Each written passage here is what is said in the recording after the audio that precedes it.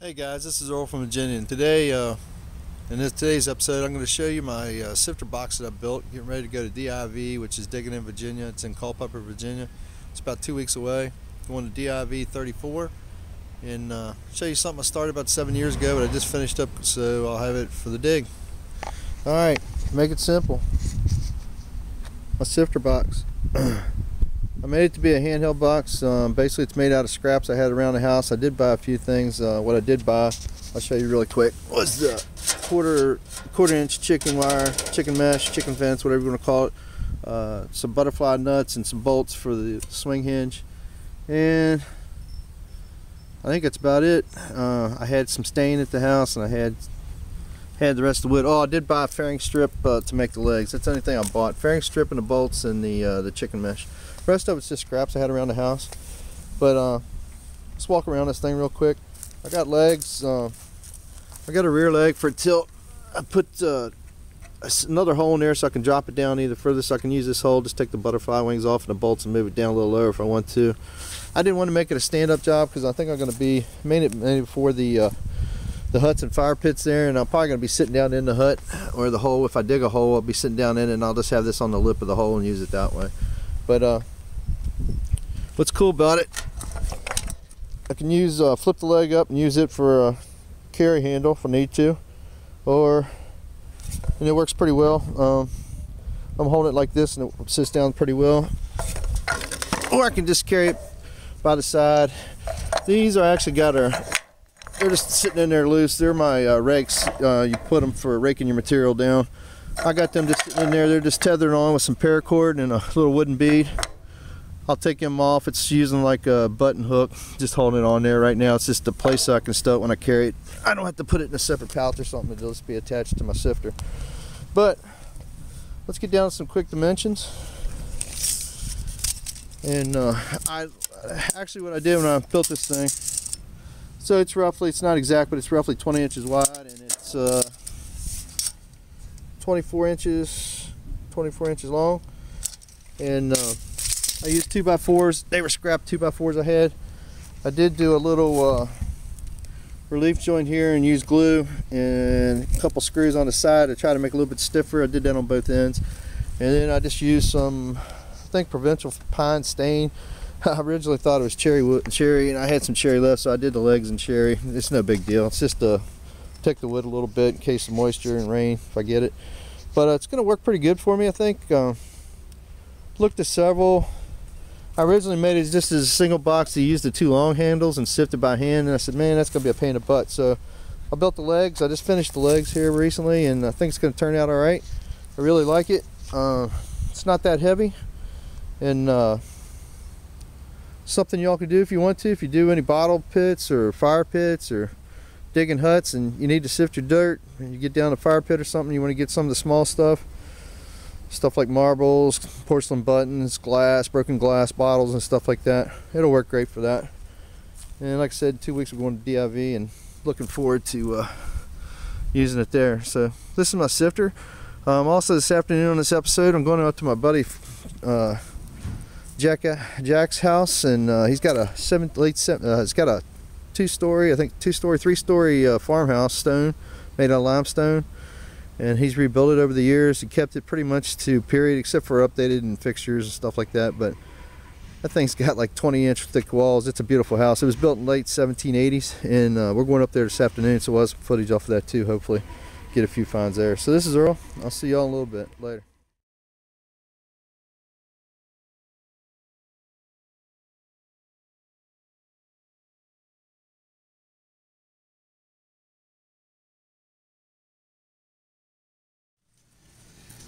Some digs from the day, not mine. I struck it out. I don't need it. That's off bro. That's a good bit piece in the water a bit. Shot 3-ringer, 58. Underwear button. It's got a back mark, but my poor eyes can't read all that. That's why I got third eye at the house. Yeah, like that's that right. big. Just and bought it one lights yesterday. up, and then you push a button and it pinpoints and lights up. You guys still got the same number, right? Yeah, yeah.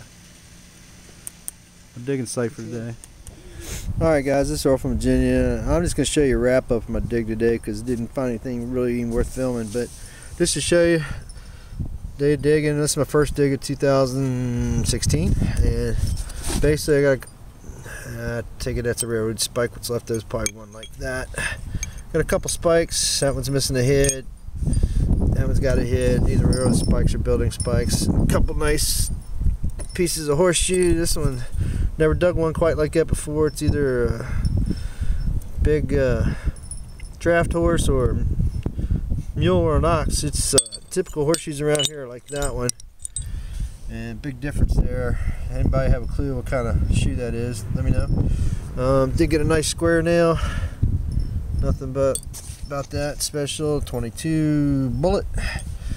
An old light bulb. Some knick-knack, bunch of sheet metal junk, and an old piece of wood splicer, plywood 2x4 splicer, whatever. The site I went to today is a good site, but it's full of this stuff, and you gotta fight in between that to find a decent target. I did get to hunt with my buddy Jack, who owns the property, and I met another guy, Roger. He digs too. He's kind of funny. We all three had geared AT Pros today, and I think I got some footage earlier what Roger got, and then Jack, he got a few things. He got a bolt and a few knickknacks about like me. Nothing special to talk about. But if it doesn't get a whole lot of snow tonight or tomorrow like they're calling for, I'll be going back up there tomorrow and trying to dig. This is my first dig of the year. I didn't have really time to even do any footage because I only had about 3 hours and was trying to dig signals. So just to show you, everybody digs a bunch of junk once in a while, and today was a junk day, but it was my first day digging for 2016. So this is all from Virginia. I'll see you guys later. Happy hunting, man, and dig it. Hey guys, I just want to take a minute. This is my Garrett AT Pro, but I got some new gear updates and a few new things. But actually, number one, I want to thank my headphones, my Aquaphones, or the underwater headphones for Garrett AT Pro.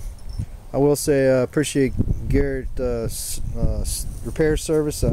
Actually, to be honest, I screwed up my other headphones myself. It was an accident. I was trying to improve some sound volume issues I was having with it, and drilled a few extra holes and actually tapped into the speaker. Dumb me, lesson learned. But I sent my headphones back to see if Garrett would repair them for me, and shoot, in 5 days they turned that thing around, never even asked me a question or anything. I just had to supply my initial bill of lading, and 5 days after I sent it off, it came back to the house, and they just replaced it with a brand new set of headphones. And I must admit, it was my fault, and I let them know that when I sent it in, and they did a swap out for free. So hats off to Garrett Repair. You guys are freaking awesome, man. And then also new addition, I got a nail. Let's see if I can get around here right. I got a nail sharpshooter. It's about a 5.5 by 9.5 for basically a 6x10 coil. Not quite 6x10, but 5.5 by 9.5. It's a nail sharpshooter for my Garrett AT Pro. I guess you'd call that a double D type search coil. Looking at it, and I got to use it today for the first time.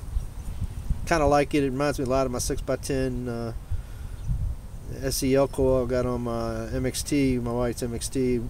About the same size and works about as well as that. It's pretty decent in a trashy spot. The day where I went was extremely trashy, so I'm still out in the jury yet whether how much I like it. I like it, but I just know I need to fool it around a little bit more, some settings. And then my newest ad was it's from the Stealth Diggers, my sticker from my AT Pro.